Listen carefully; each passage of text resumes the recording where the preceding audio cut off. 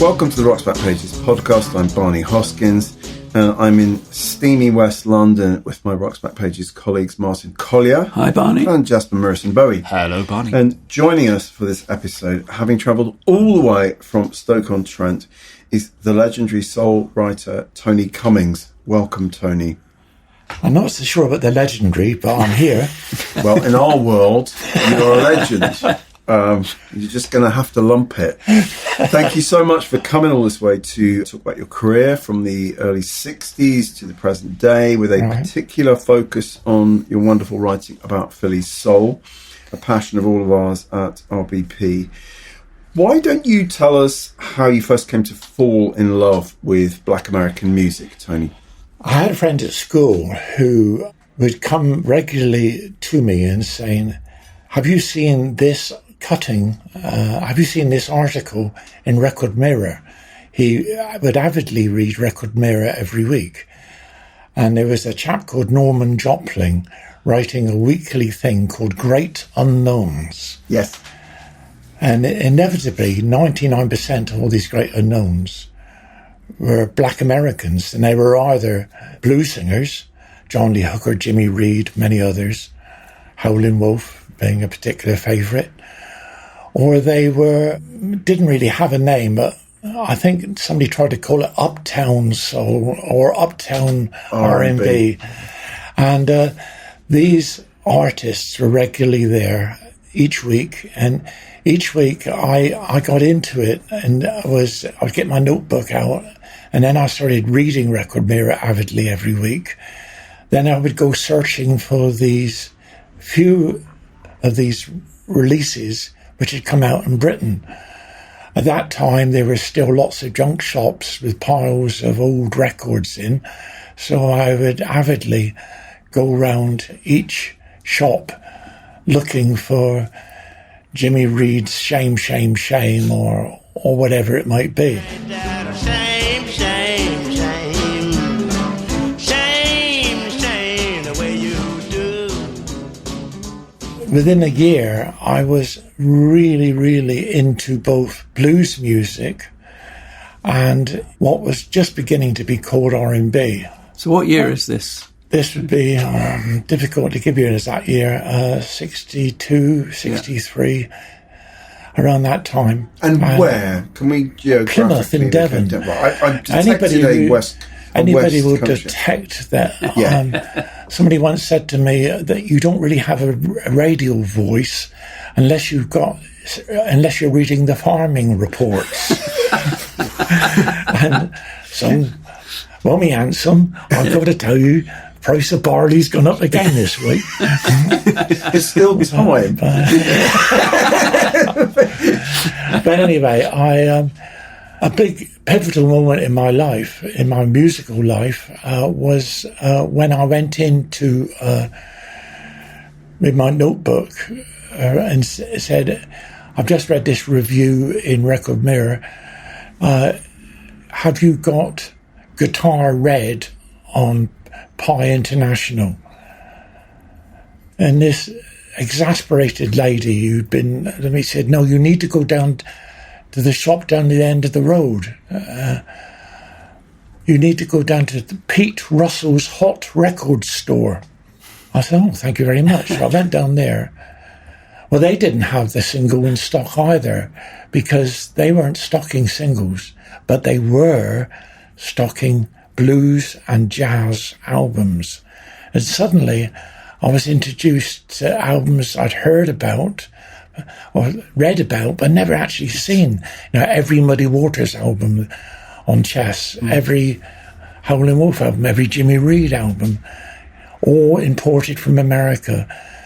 And so alongside the Louis Armstrong and John Coltrane and all the jazz stuff jazz was their main thing, but they had lots of blues stuff there as well. They had a blues section in the store. A big section, yeah. And for one little shop, it was floor to ceiling in records. I subsequently learnt years later that it was the only shop outside of the Bells in London which was stocking much of this stuff. But they really did stock it. And of course, once I got into the blues, it was only a matter of time I got into the early blues. So I was listening to Robert Johnson and Charlie Patton. And because the King of the Delta Blues album came out in what, 61, I think? Yeah, that amazing collection with the painting on the front. That's right. Yeah. Extraordinary. That's probably just one of the greatest modern playing records ever released, I think. I just love this music, and all eras. But the music I loved even more were these singles which kept on coming out of this, what was beginning to be called soul music. And when did you first hear that term? It might have been around the time that I joined the Tamla Motown Appreciation Society. Right.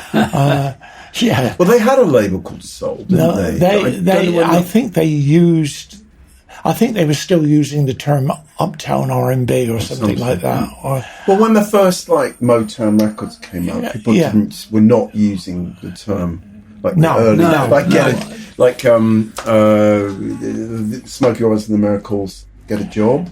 Yeah, would not have been called soul music, would it? No, they weren't called soul. No. It really came in a little later. They didn't really have any kind of description, and indeed, R&B Monthly was mainly a blues magazine edited by Mike Vernon, who went on to become a famous record producer. Yeah. And I was an avid reader to that. First thing I ever had published was some additions to a Little Richard discography, I think, in R&B Monthly. Okay. And then there was a blues book.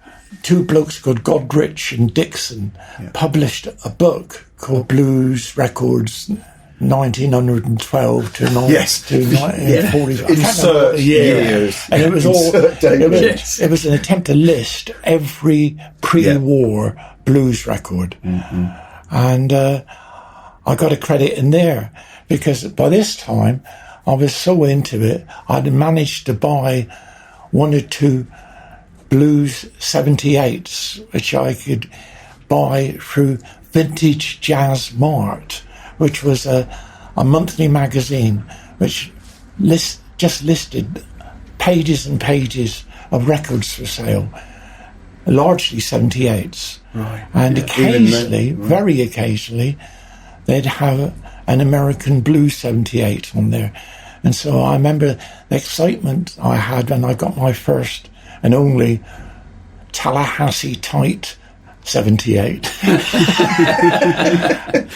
Which you still have, I'm sure. But alongside this kind of enthusiasm, I was well into the Motown stuff, which was beginning to get released on the Oriole label. And I remember the excitement when they were to order me a copy of Do You Love Me by the Contours.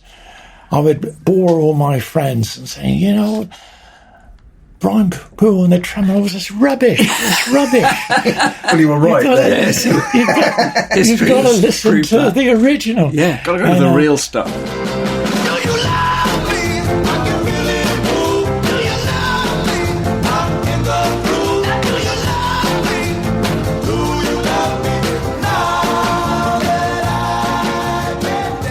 And of course, I was beginning to make musical connections. I was beginning to see that the Contours were a little bit like one of those gravel-voiced vocal groups like the Olympics or something like that, that they had this particular style of rhythm and blues.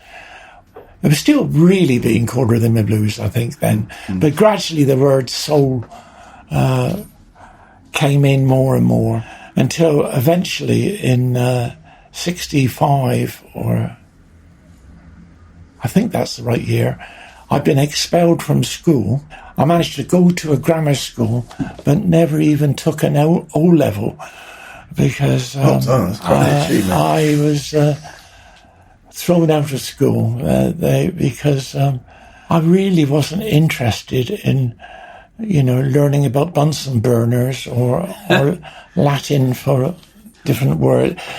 What I was really interested in was The contours. getting Mary Wells' early releases on Oreo. How are you financing your growing vinyl and habit? That's a very good question.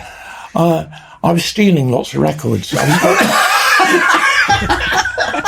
Well, you can say it now. Yes. Yeah, I would go round to second-hand record shops and even occasionally go round to Pete Russell's store. And if anything the record was actually in the sleeve, Right. I would nick it. Liberate it. Liberate it. I think that's... I believe in calling a spade a spade. I stole a lot of records. And the chap I used to steal a lot with went on to become a county councillor. And so when I write my autobiography, which I plan to do sometime, I'll probably have to keep his name out of the... You might. Yes, yeah. But also, I discovered a lot of pen friends, and in the back page, the classified adverts of Record Mirror. And so that's how I got in touch with Soul Beat. Soul Beat was Pete Wingfield. a fanzine. Oh, yeah. Yes, run by Pete Wingfield. And I remember writing a big enthusiastic letter to him asking whether I had whether my listing of every R&B record on Stateside was complete or not. And he sent me a very nice letter back, but he couldn't resist in pointing out the fact that I kept using the wrong spelling of there, THERE, THEIR, because my lack of education, formal education, meant that I never bothered too much about spelling, but my spelling did improve, particularly when, at the age of 16 or so, I started my own little magazine. In Plymouth? In Plymouth. In 63? 65? Yes, the first one I ever ran was called Soul. Right, so just to come back to the early conversation. Yeah. Whenever you started it, that term had obviously become current. That phrase had come over. But even in Soul, I couldn't resist putting in occasional articles about pre-war blues singers, or Barbecue Bob was one of my favourites. Great names, aren't they? Yeah, fantastic. And believe it or not, I even discovered in Godrich Dixon a blues singer with the incredible recording name, obviously not his real name, but would you believe there was a blues singer who was once called Black Spider Dumpling? No, I don't believe it's it. a magnificent name. It is. Well, did the music live up to it? So, Black Spider Dumpling, I salute you. Yes. Yeah, I wouldn't eat a black spider dumpling, but I might listen to it. Oh, you never know. I might. That is absolutely brilliant. I sold my soul, sold it to the devil, and my heart done turned to stone. I sold my soul, sold it to the devil, won't let me belong. So Soul Magazine, you launched that Yeah. then later becomes Soul Music Monthly. Yes. And it finishes up as Shout. Yes. So it went through those Yeah. three stages. The relocation to London put me in touch with 2 or 3 other fanatics. There was one guy there called Dave McAleer, who went on to write lots of... he became the A&R man, responsible for a lot of disco hits. Oh, okay. Including possibly the worst disco record ever made, which was Max Bygrave's disco please. record. Oh, no, that's going too far. But That's he going had too he had far. a small part to play in that. We've actually But he got... had a large part to play in the growth and popularity of Northern Soul. Oh, yeah, And right. So, he started a subsidiary called Disco Demand, and he was in the right place at the right time to So all he'd do, he would go to Wigan Casino or the Highland Room in Blackpool, and he would, with his notebook, and write down what records they were currently playing, and then come back to the office at Pi and see whether they had the rights to any of them. Oh. And it was a simple way to get hits for a season. Quite but of course, by this time, I suppose a big breakthrough came. I become a record executive, kind of.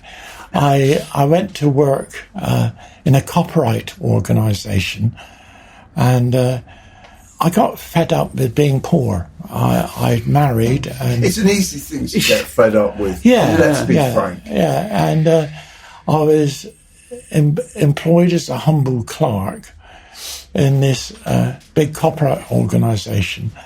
I quickly found that I understood what the Copyright Act said, and I understood what the functions of the copyright world was, and how they collected all the money for the music industry and passed it out. But I was a clerk in a department called the Synchronization Department. They dealt with all copyright music used in TV commercials and feature films. Yeah. I got a series of promotions all within the space of about 18 months until eventually, I had to don a three-piece suit and pretend that I was an executive. And there were certain things that I quite liked. I quite liked going out to a restaurant and signing the bill and a few things like that. and I quite enjoyed talking to different people. Film editors would get in touch with me and say, we want to include this particular piece of music in this feature film. And I'd explain to them that they had to get a separate license from the record company for the use of the record. Right.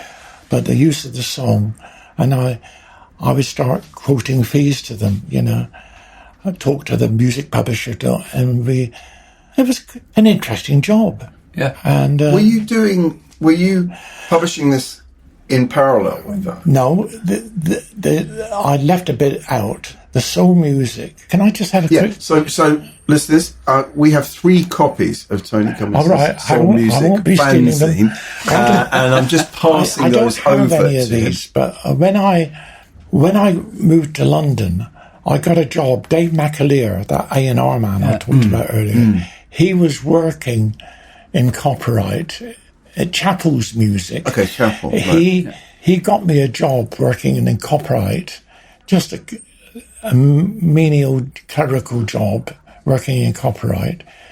But the one thing which they gave me, which I utilised at their expense without their permission, was their photocopier. Yes, right. We can all relate to this. And also they had in the storeroom at the back, they had reams and reams of photocopy paper. So I had all the means necessary to run my own fan magazine.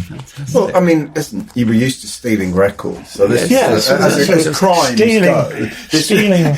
This is a through line of your career. I absolutely love in this issue 10, week ending 30th of March. This week, your editor takes the plunge in matrimony. So please bear with me if any of your letters to 27 Kirkstall Road take longer than usual to answer. This is 1968, so obviously you got married in 1968. The great thing about years in journalism is if you write enough, a certain amount about yourself comes through, doesn't it? And so, I never liked the style of journalism where the reviewer or the writer would pontificate about, what they had to lunch that week or, and go on all kinds of tangents about themselves. What I really wanted to get to was the facts about the records and, to some extent, the facts about the live gigs as well. Well, one of the things I love about your writing, we'll get to that, particularly in the context of the Sound of Philadelphia book, is that you do write really beautifully about music.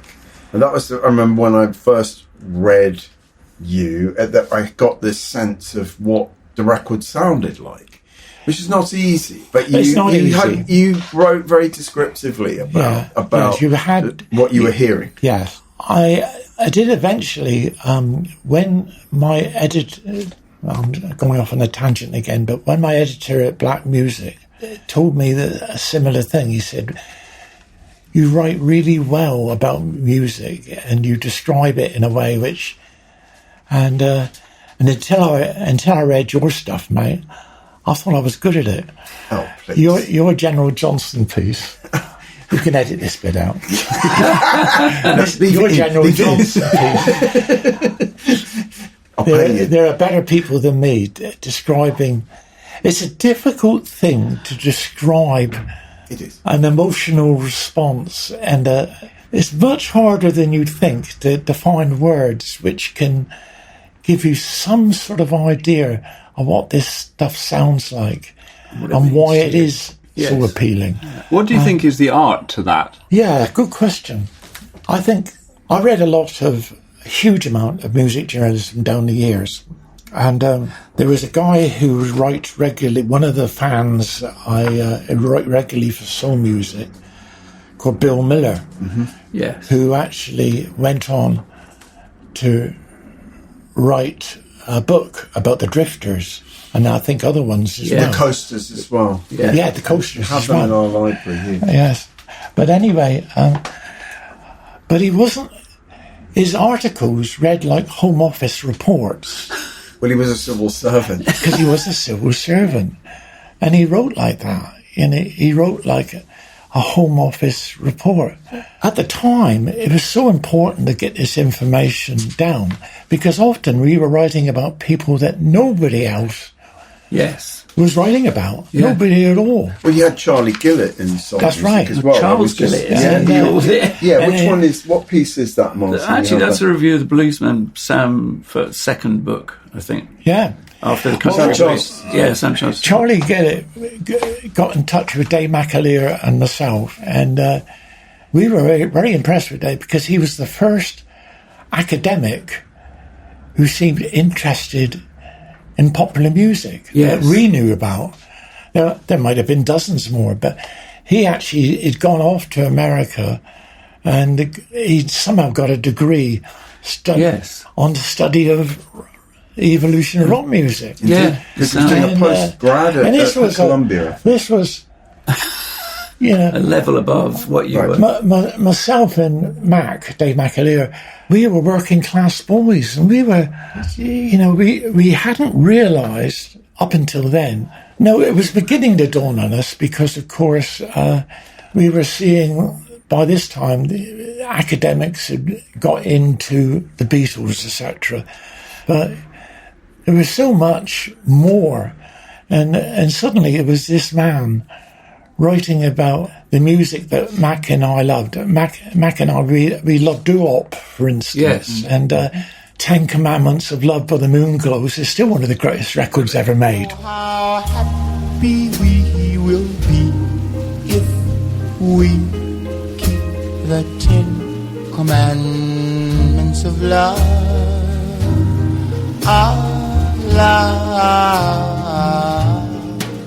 And there were lots of other things, but suddenly we found this well-educated man who was passionate about music as we were. Yes, and it was fascinating time for us.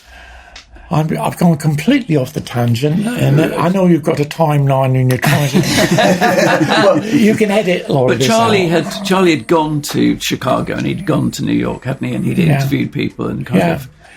So for his postdoctoral. The agreement I had with Charlie was that he would write all his pieces about doo-wop and anything else which was applicable to Soul Music magazine, and that would be then our fanatical readers would correct any facts he got wrong. Of course they would. And, which was helpful. It's quite a useful research tool. Exactly. Putting it out there.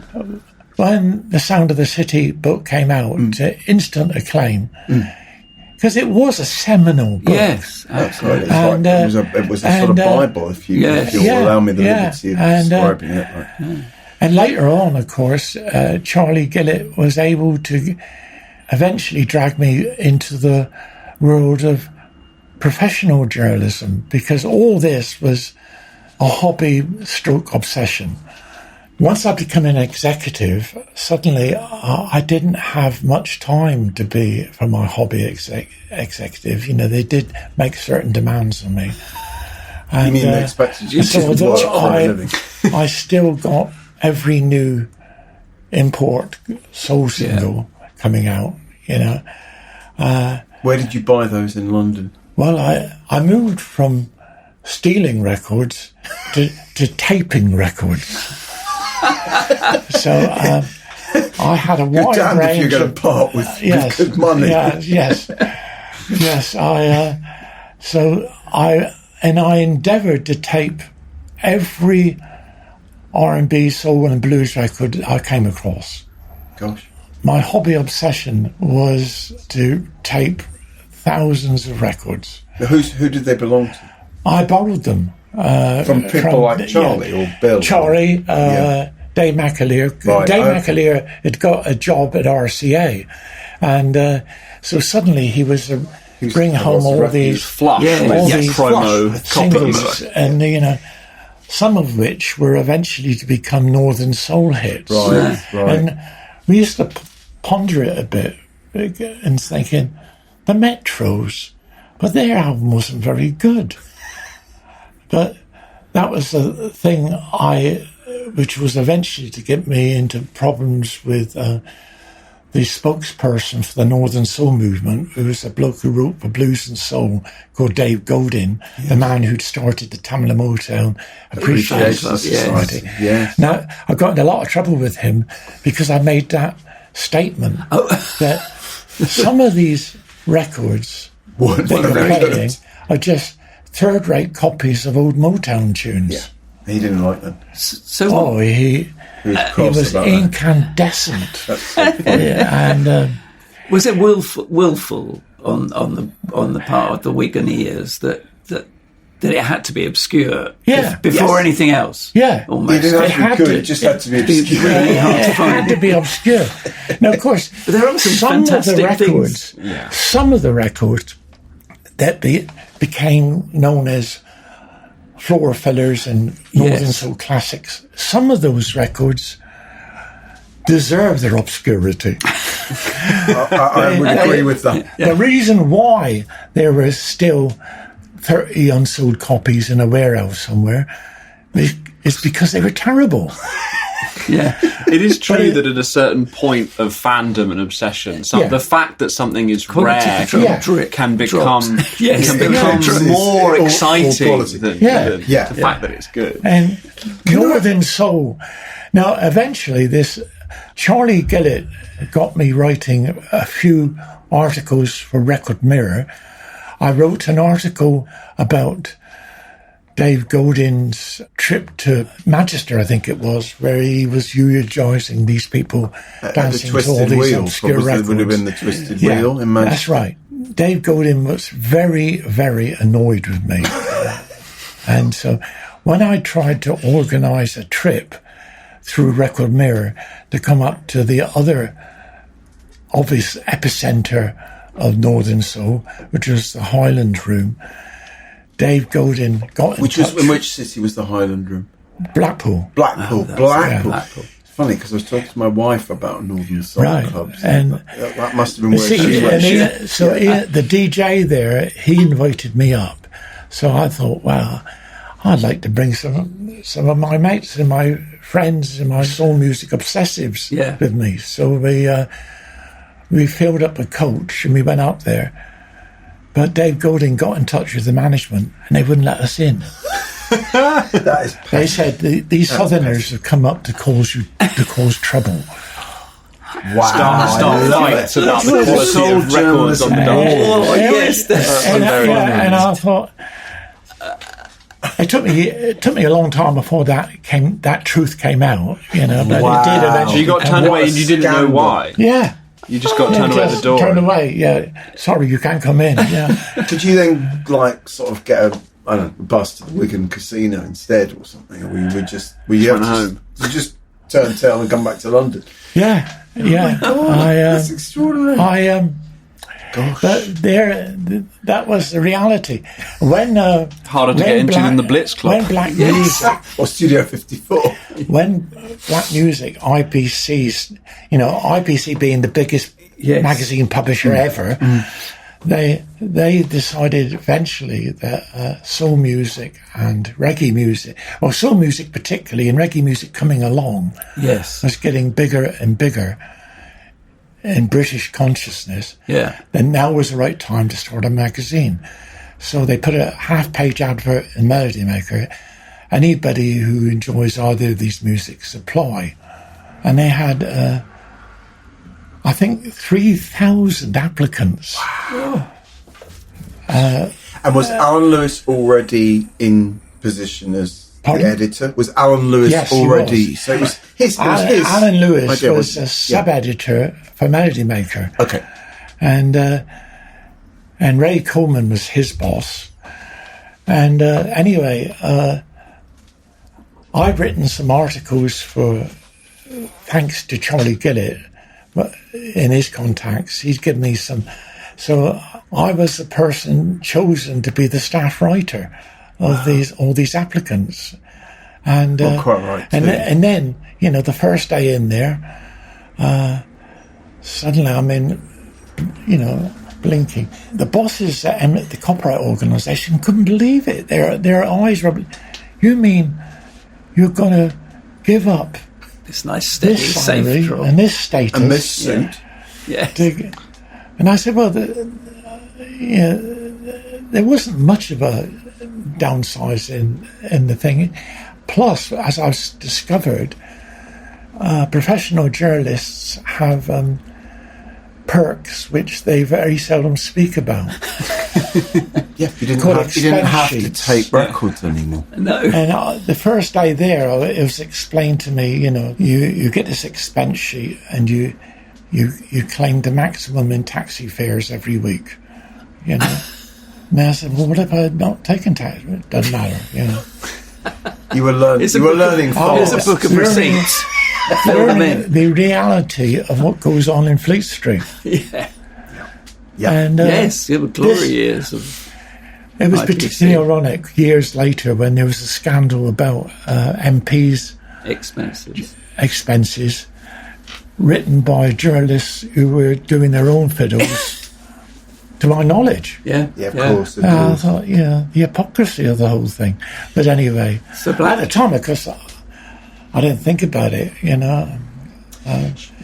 Should we get to Philly? Because black music launches pretty much as Philadelphia International. That's right. Philly soul sound, as we know it and love it, is starting to take off. So Backstabbers by the OJs, one of the first really famous Philly records. And so there's Backstabbers, there's Me and Mrs. Jones by Billy Paul.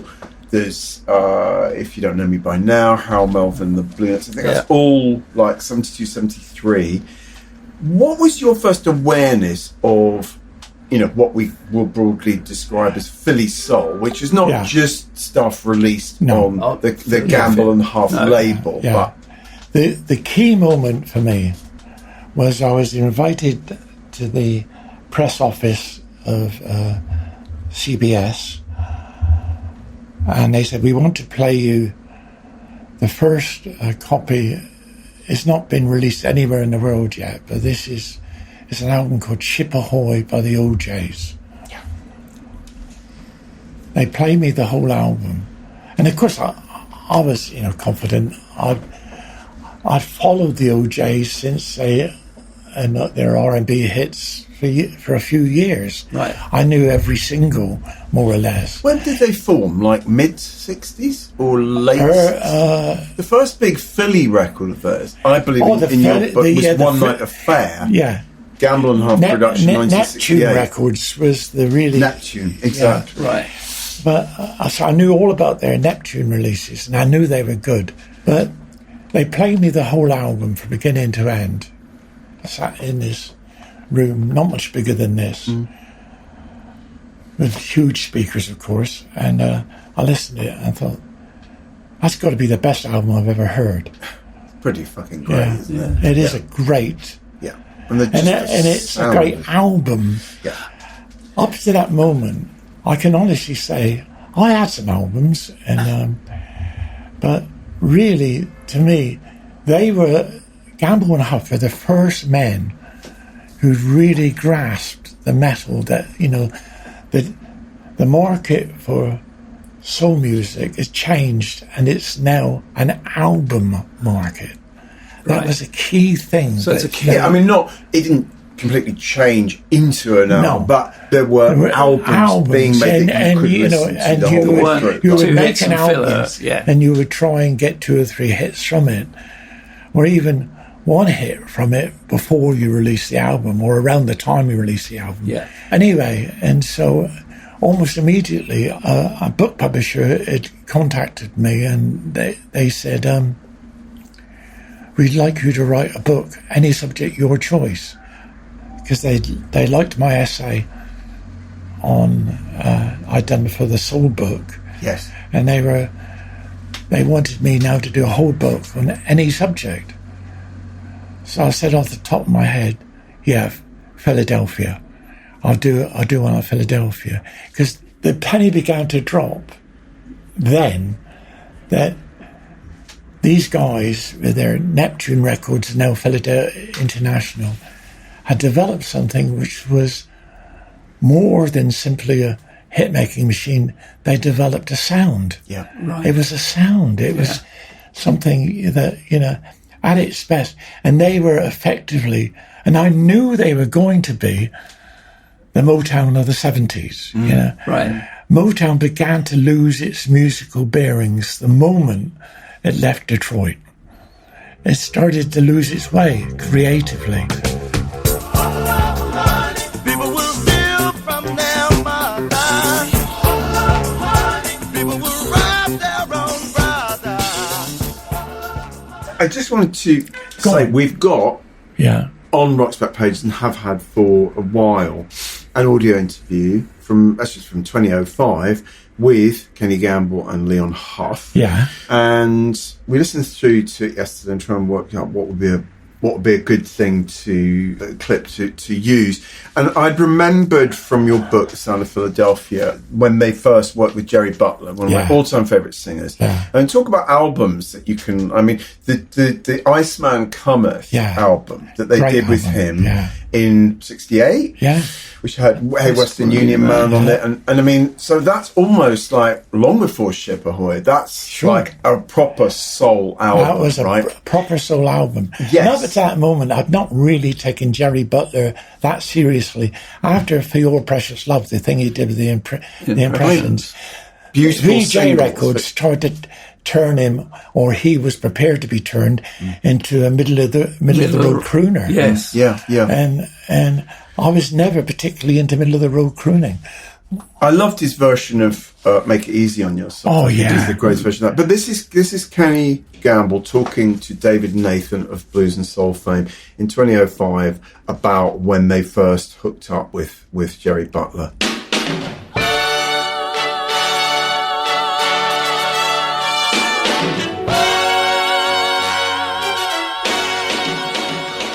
That was a learning experience, for me, to work with Jerry Butler. We met Jerry, well, of course I knew of Jerry Butler because of the tremendous career he's had with the Impressions or whatever in the Uptown Theater. But we really got close to Jerry Butler when he was playing the Peps show bar on Broad and South. And I had an opportunity to go talk to them. We were doing a rehearsal the day. And I told him, I said, we got some songs for you. He said, well, come on by one afternoon and play them for me. So I called Huff up and we went over there to Peps and we showed him the song Lost. And he liked it, but it wasn't complete. And he basically said, let's write it together. So we started writing together. And that's why I say it was a good experience for me, because Jerry Butler, in my view, is a very, very talented writer, you know, and he's a lyricist pretty much, but he was very fluent. Lost in a state of misery, not a soul to comfort me. Oh, baby, I couldn't find no. Yeah, probably anything else. It's worth noting that Jerry Butler, I think one of the great American black soul singers, died this year. In fact, died in I think January or February. So he's not long gone. And but so they right, as Gamble himself says, it was a learning experience for them. Yes. And were you aware of them at that point? Yes. Yeah. Okay. Yeah. And so that then, you know, gradually there's a label called Gamble, but then eventually Philadelphia International forms, and this extraordinary stable of artists. And we obviously need to mention the third member of this kind of triumvirate, the extraordinary Thom Bell. Extraordinary Thom Bell. Yes, and, who you interviewed at least twice, I would say. Yeah. I'd say one of the great geniuses of African American music. Yeah. Tell us a bit about Thom, Thom Bell. I realised how wonderful those symphonic soul records he did with the Delfonics were. And I recognised that I began to perceive, this had happened earlier really, that Leiber and Stoller and others demonstrated what could be done with strings and horns added to soul music. And how a symphonic arrangement could bring a whole new dimension to soul music. I was absolutely enamoured with those early Dionne Warwick things that Bacharach and David had worked on, and it all began to dawn on me that, you know, this fusion of symphonic arrangements, styled arrangements with soul music, and plus I was very aware that most of the best soul singers came out of the church. They sounded like they came out of the church, and the fusion between those voices and these arrangements was just wonderful. And when Thom Bell came along, initially I thought, you know, the Delfonics were a good but not outstanding group when they had their first hit before Thom Bell took them. But once Thom Bell got his hands on them, they were just, because they brought something into soul music which has never been a particularly fashionable thing to say about soul music. They brought beauty.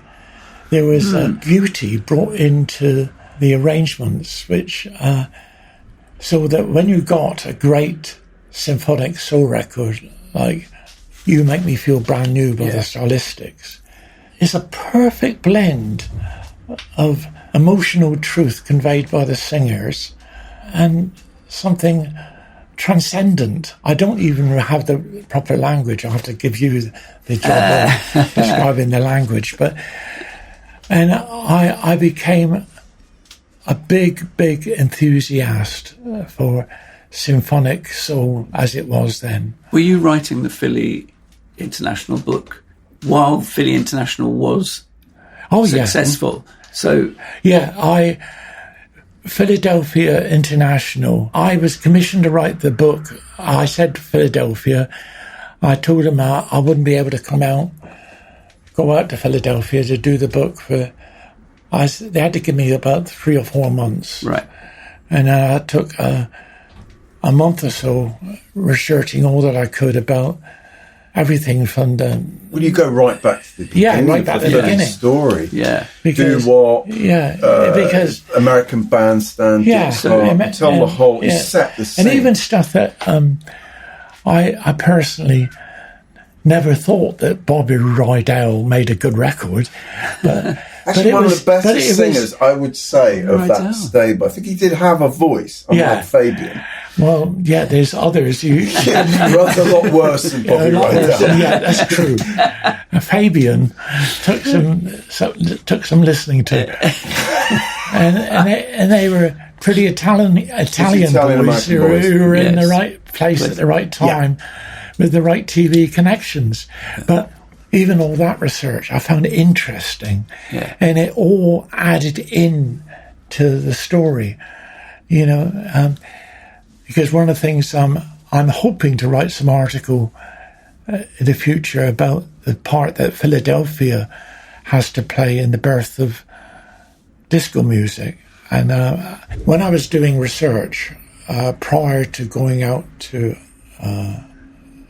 Philadelphia to talk to the current crop of people there, I realized that Philadelphia had always been a place where the cultural setting was good for dancing.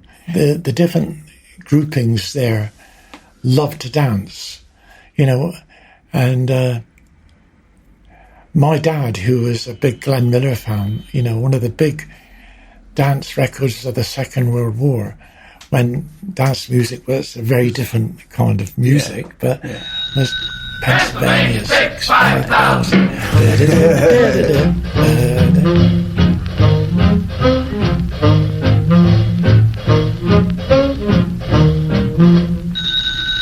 Pennsylvania 6-5,000. That dawned on me too, that there is a long tradition in Philadelphia of people dancing to music. And so this is why, I think one of the reasons why American Bandstand was housed there and took off so well there. And of course, American Bandstand became a launch pad for dozens of hit dance records, most of which, of course, were awful. I guess on TV... Let's Twist Again has a certain charm. Of course, we have to mention Chubby Chappie. But of course. Anybody who can, even when they had a good singer, D.D. Sharp was a good singer, but, you can't make much out of a song called Gravy to Go With My Mashed Potato. You're not going to have a lot of emotional depth. Two dance steps. Of course, I've not really thought, but if you're putting music on TV, you need a kind of frogging crowd That's to actually right. be a program. That's A lot of attractive teenagers And doing the the mashed whole potato. appeal of American Bandstand was the kids dancing out the front. That was and it was the thing later on, that whole prototype was taken up by soul music itself when they did a Soul Train thing. Yeah.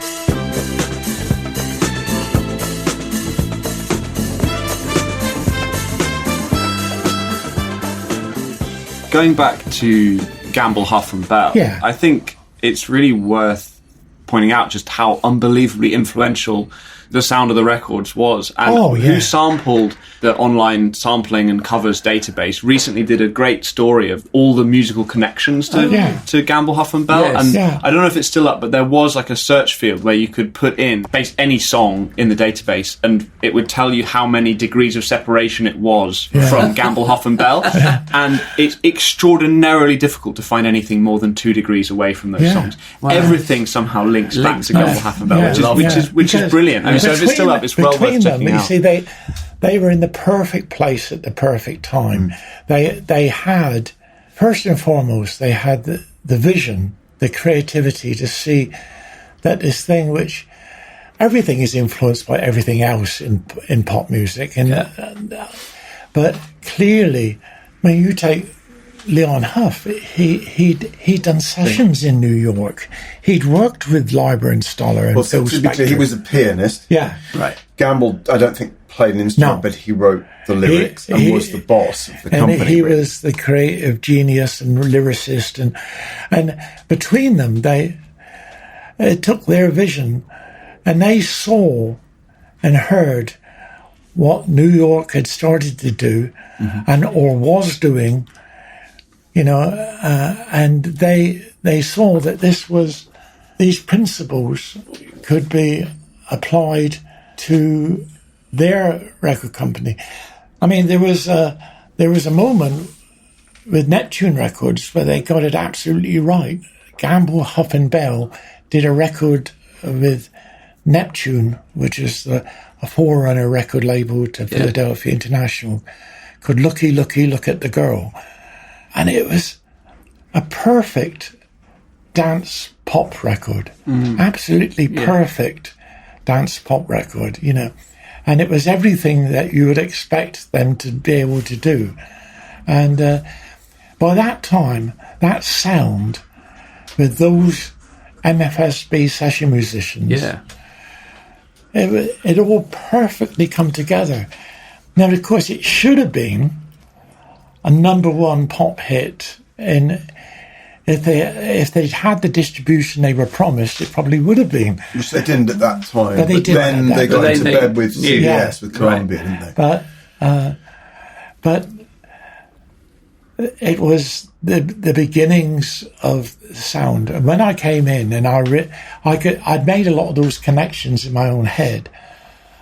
Some of them I hadn't really thought through in any great level, but I realised that to some extent, in a place like a large city with those particular ethnic groups that they had, the Jewish group, the Italian group, and of course, large Black American group, and these musicians they had, who were one of those three. All the MFSB musicians were one of those. Right. They were either Jewish, and together, they had the perfect combination to make records which are truly timeless.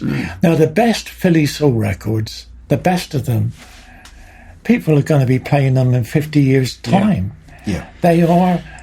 They're such big sounding. Yeah, I was going to say, how would you describe the sound? Because I mean, it's unusual that the sound of Philadelphia, referring to the genre, it contains the word sound, right? So the sound of those records is central. Well, it's a mixture of different elements, but I say that they have a very strong rhythmic pulse, they have symphonic elements, and they have singers which often sounded like they came straight out of church. And then the things that you always need with pop music, songwriters who could write very memorable lyrics and melodies. Yeah. And they brought it all together. And for a period, these were classic records. And the best Philly soul records is some of the best pop music ever made. It really is. To return to Thom Bell, I mean, it's interesting because I think about, I don't know what Martin's memories are, but when I was a teenager listening to pop music for the first time on transistor radio.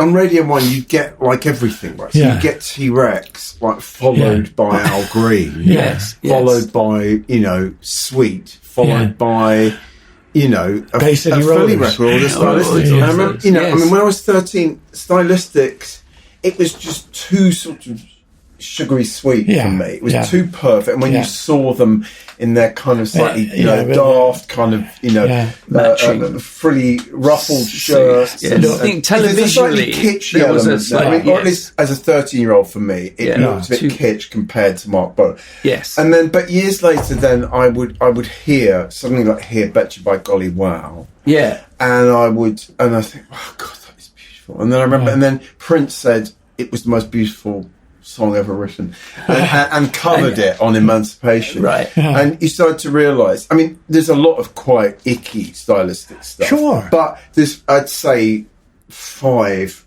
absolutely transcendently beautiful stylistic songs, which, incidentally, to Fred, your early point, were co-written.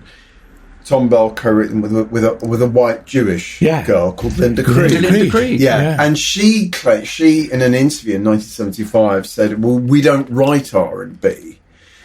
We don't." She wasn't thinking of it as R&B. I guess she was thinking, and the Stylistics more than any of those other groups took the Philadelphia sound into pop. And the apex of that was when they sat at number one for about 5 weeks in the summer of 1975 with not a Tom Bell record, a Van McCoy essentially record, you know, Can't Give You Anything But My Love, which, I mean, do you remember you used to watch them every week? It's like, surely it's something else at number one. And it'd be this video of them against the Manhattan skyline. I now even, I mean, and that at the time I didn't think it was, now I think that was a great record too. Yes. Because I love Van McCoy as well. Yeah, so do I. I thought we would just listen to a member of the Stylistics. So this is actually the new audio interview on Rock's Back Pages this week, and it is Herb Murrell talking to Cliff White, another writer you will remember, who was the NME's main like soul aficionado. And this is Cliff interviewing Herb in 1976, the year after that massive hit, and he's talking essentially about the early influences on not just the Stylistics but other vocal groups in Philadelphia, as you'll hear. So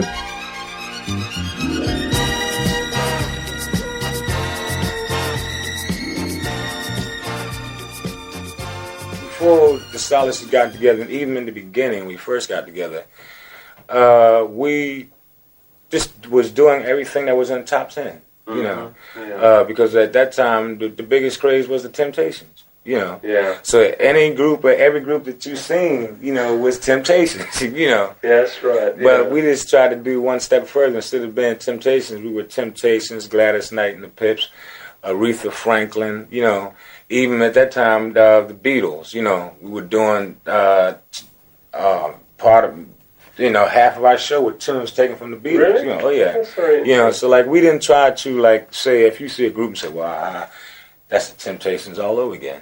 We try not to do that, you know, because we wanted to be ourselves, but we had to do other people's material, being behind the fact we were not recording at the time, you know. Right. But like, I don't know, growing up where I grew up at, you know, like I grew up in the ghettos of Philadelphia, you know. And hey, I came in with the Dream Lovers, you know, the Oreos, those groups, you know. And like I would, you know, well, like old enough to be aware of them, but you know, not old enough to understand what was happening. But like I still grew up with it, you know. I can't give you anything but my love.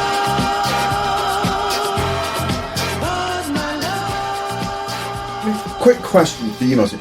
Were the Stylistics sort of too saccharine for you when you were getting into soul music? I don't know. I remember Rock and Roll Baby, which is such. There's some weird novelty songs that come out of TSOP as well, like Rubber Band Man. I mean, it's kind of fantastic. That's such a it's an extraordinary song, but it's absolutely. If you print out the lyrics, it's mad. You know, it's funny. It's like they all became imprinted because suddenly, you know, 20 or 30 years later, you'd hear something on the radio and you think, I know what. And often it's a Philly International song, and it's like I didn't even know I really kind of had taken it in at the time. No. I think I was not in the mid-70s. I was probably not actively seeking out those records, but I came to it a bit later, I think. You know, I knew the hits. Yeah. But you know, since then, I've like the Detroit Spinners. I absolutely. Felipe Wynne is literally my favourite soul You singer. write a lot. You write in the book. You write quite a lot about the falsetto, vocal, high tenor, falsetto, male vocal style, and that's a big part of early 70s style. So particularly Philly. And that came out of doo-wop, but I didn't realise until much later, when I was doing heavy research into origins of gospel music, that these sounds of harmony with high lead voice goes right back to male gospel groups doing a style called Jubilee Gospel in the 1920s. I could play you records from the 1920s which sound like doo-wop, except they're singing about Jesus. So these traditions have been going on a long time, you know, and you know, somebody wrote a book about doo-wop years ago called They All Sang on Street Corners, I think it was called.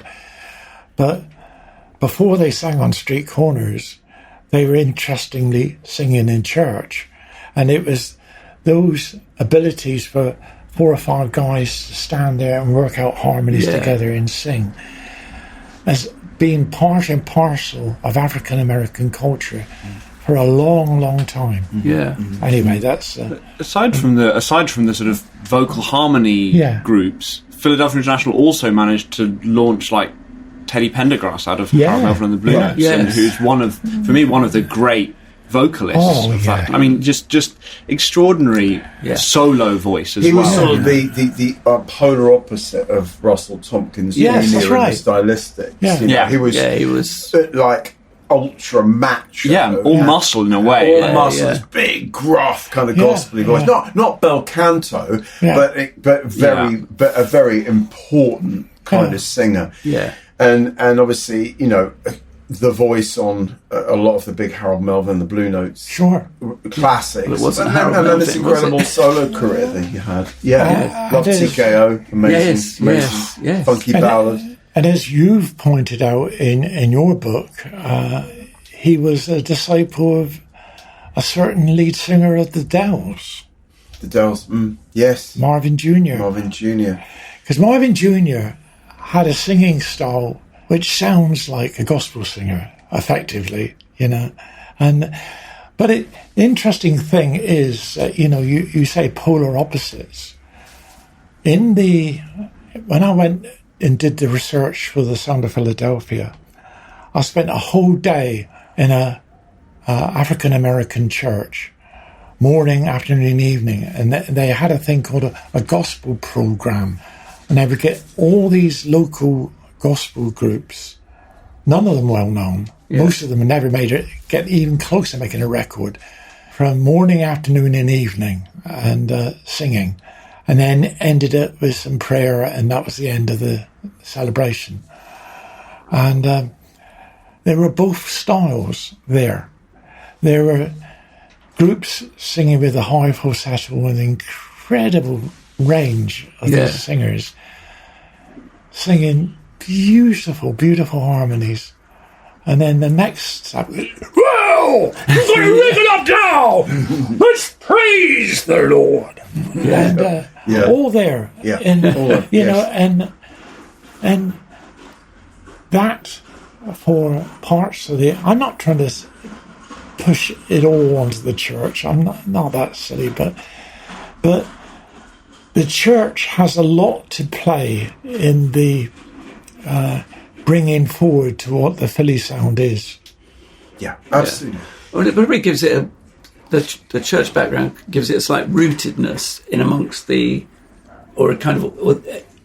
amongst the strings and the oboes and the horns, a bit almost down to earth, or authentic black experience quality in the midst of this orchestral sound, which is an interesting combination of things that hadn't happened in. It's when you hear music. a record like "Stand By Me" by Benny King, and you realise that the rough edge of his voice against that semi-orchestral accompaniment, it creates a tension which is unique. Makes those records memorable. When the night has come and the land is dark and the moon is the only light we'll see.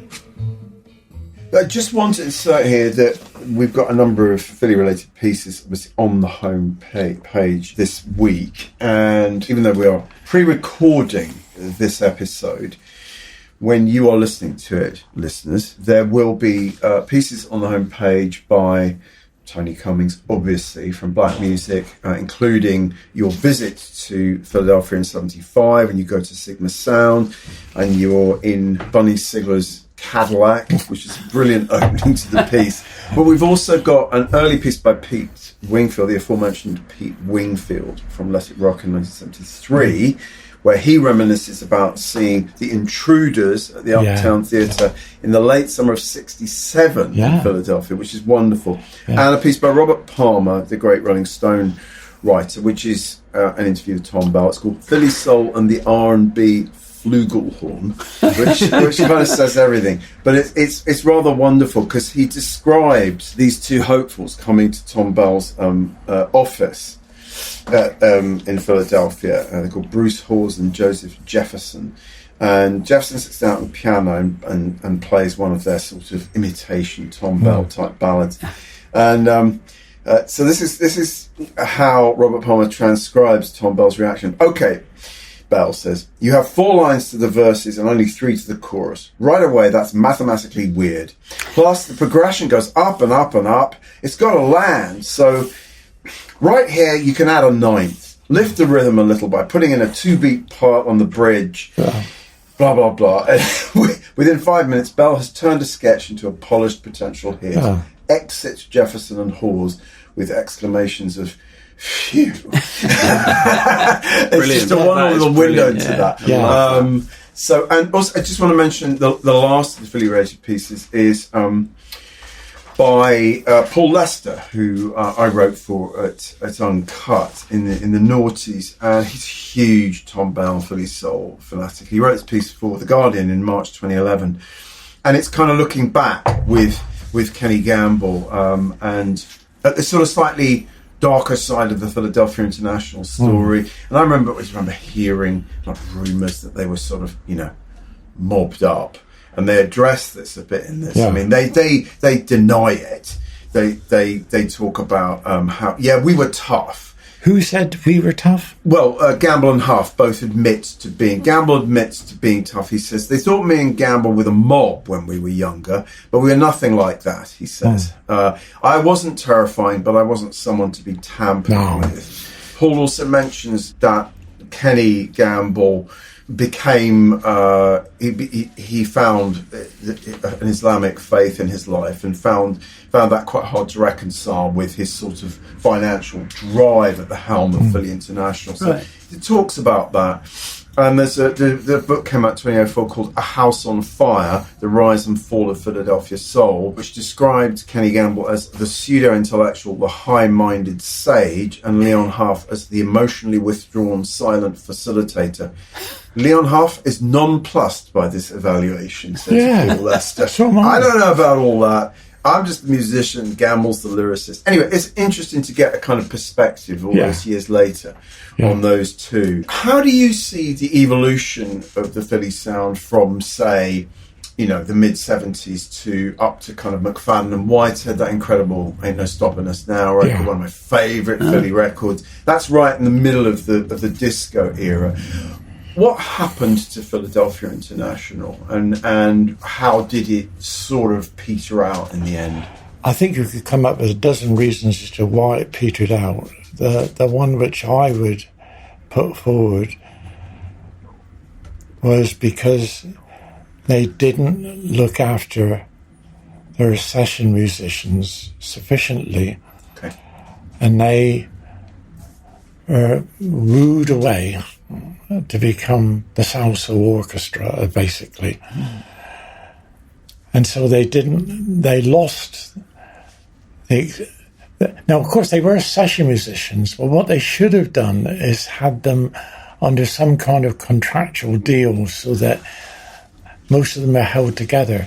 Yes. And most of them could have held together in some way without opportunists coming along and just plucking them away. Yeah. That was one thing. Another thing is that I think that they, however good Dexter Wansel and all the people who produced for them came after, they didn't quite have the grasp that Gamble, Huff and Bell had, and how to bring these diverse musical elements together and keep them together to make a cogent whole. Challenging how that could be done, particularly as, of course, you're not creating music in a vacuum. The culture around you is changing all the time, continually changing. But I think that they did take their foot off the brakes a bit. It's what I find interesting about A Tale of Told is how undervalued the actual musicians are in this process. Sure, it's like we can Motown moves to the West Coast, doesn't take all its musicians with it. I remember we worked with one of the MFSB guys, Ron Have Mercy Kersey, yes, who was at that point who was a West Coast producer when we went to work with him. Yes. Yeah, none of those guys have got good things to say about. And I think that's the Philadelphia records, they go off a cliff when the rhythm section isn't good anymore. Yeah. You know, when it's not tight, when it doesn't have funk any longer. No. It's all that indefinable thing that they have brought by working together. Yeah. Which I think in the Pete Wingfield piece that you mentioned earlier, Barney, he describes as what comes out of all this is an airy, bouncy kind of sound. Tight, but not in the sense of clean and compact, as one might apply to the word to Southern Funk from Memphis or Muscle Shoals. So airy, bouncy, tight, but not like. But it's this thing of kind of putting a cost on creative, you know, the way things mesh together in a really organic way. Yeah. Can break apart very easily as well. Sure. You know, it's not. When you look back at history, when you see how badly Berry Gordy treated the Soul Brothers, you know, he was prepared to discard that whole bunch. Yes. Yeah. Without realising that was. I don't think he fully valued what he'd had there. No. His ambition was considerable.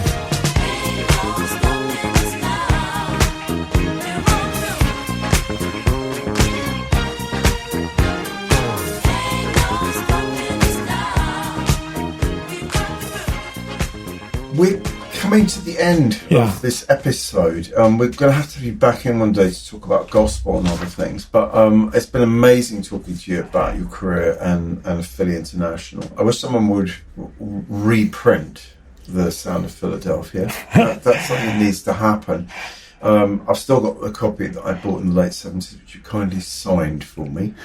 And you signed the other copy as well. I thought that could go to Philadelphia with you. Yes. I'll be there next week. Yeah, it could go to Philadelphia. It could be auctioned off. Huge amounts of money. Well, none of which Tony would ever see. No, but I think we'll just display it lovingly. Yeah, love it. Yeah. Years ago, after I had that wilderness period and was using every penny that I could get my hands on just to buy more and more ganja, I actually then I became a Christian and everything began to change for me. That was in 1980. I didn't have a copy of The Sound of Philadelphia. Wow. Now, that's sad. My dear wife, who was an incredible woman, she said, you should at least have a copy of your own book. Yes. Which is true. And so I phoned up some company who had an advert, and they said, we have in stock every book in print on music, and if we don't have it, we'll endeavour to get it for you. This is your J.R. Hartley moment. This is my J.R. Hartley story.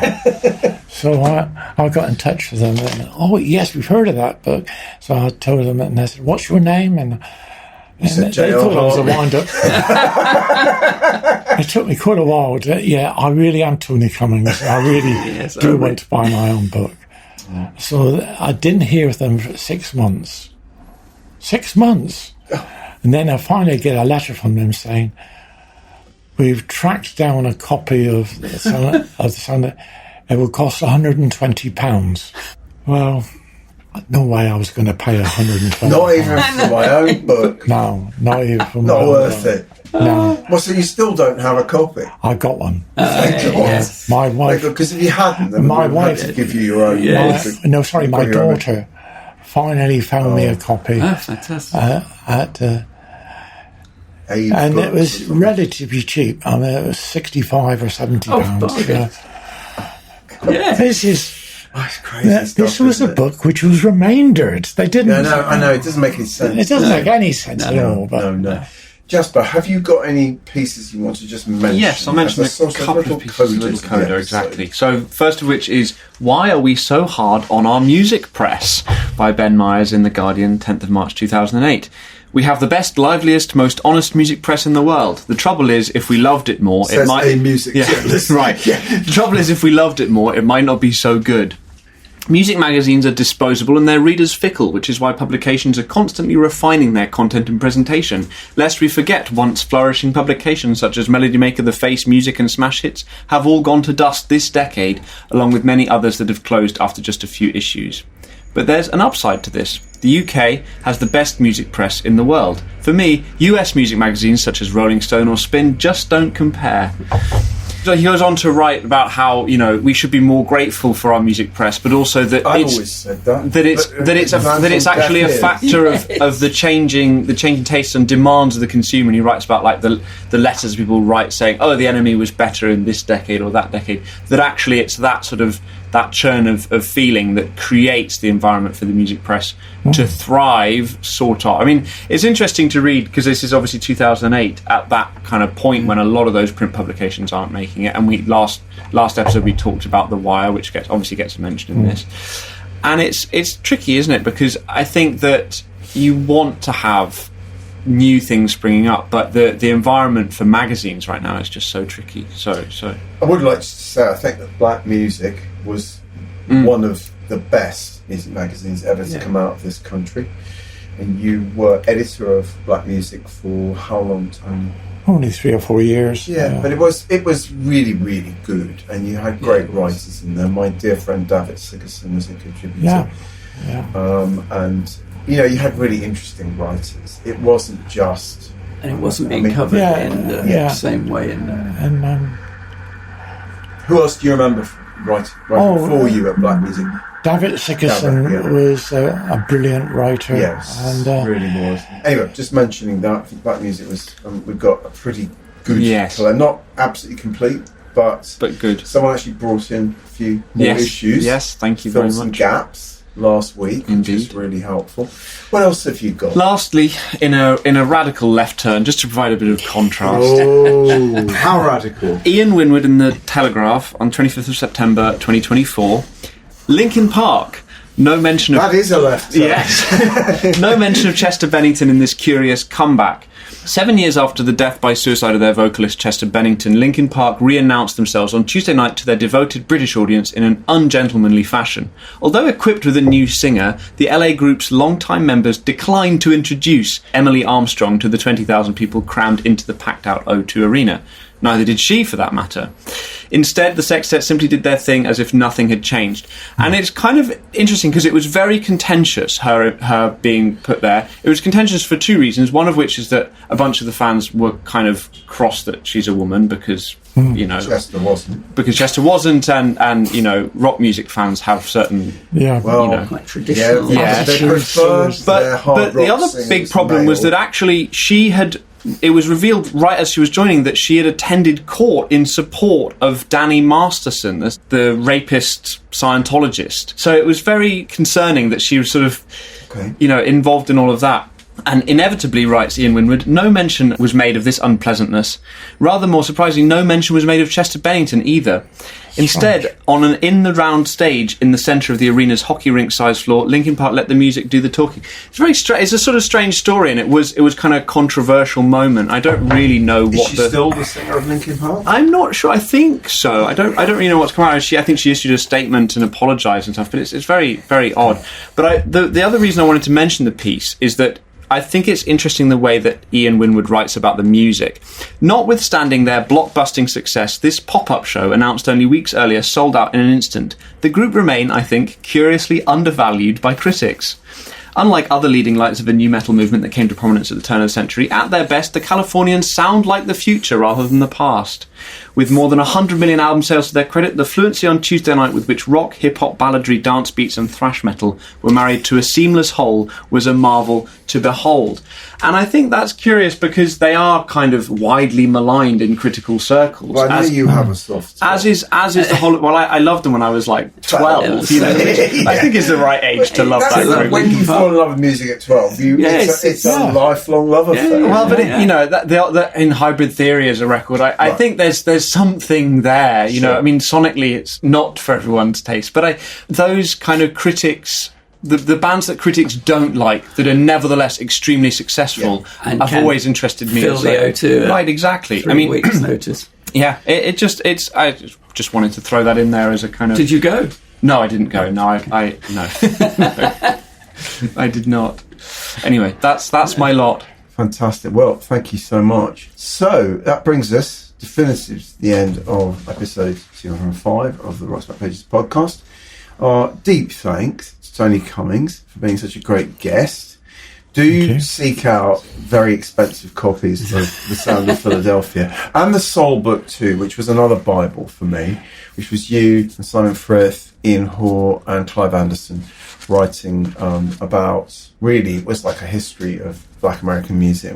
I loved it. Fantastic book. If you enjoy the Rock's Back Pages podcast, please follow it on whichever platforms you use, and please give us a review if you can. No one's given us a review for ages, not even a bad review. Even a bad review would be welcome at this point. Please also someone did review recently accusing us of shutting down Paul Gambaccini's criticism of Keir Starmer because we must all be such Starmerites, which I thought was fairly hilarious. I don't think so. I don't think we shut it and I don't think we're Starmerites, but there you go. Yeah. Please also visit Rock's Back Pages itself. Check to see if your local library or academic institution subscribes, RBP, and if not, please suggest they take a free trial of the world's largest archive of music journalism. We will be back for episode 206 with the novelist John Niven. Kill Your Friends fame. Kill Your Friends, his new novel The Fathers, and of course probably inevitably coming back to the band and music from Big Pink, which is his first book, his novella, Music from Big Pink.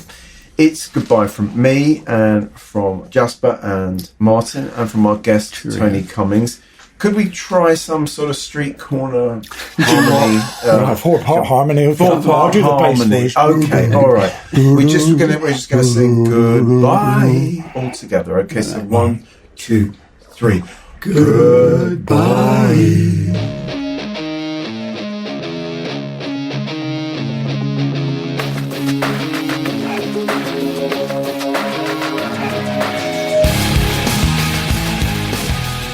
That concludes episode 205 of the Rock's Back Pages podcast. Many thanks to special guest Tony Cummings. Those were Barney Hoskins and Martin Collier, and it was co-hosted and produced by Jasper Murison Bowie. The Rock's Back Pages podcast is part of the Pantheon Podcast Network. You can find thousands of articles, as well as hundreds of full-length audio interviews at rocksbackpages.com.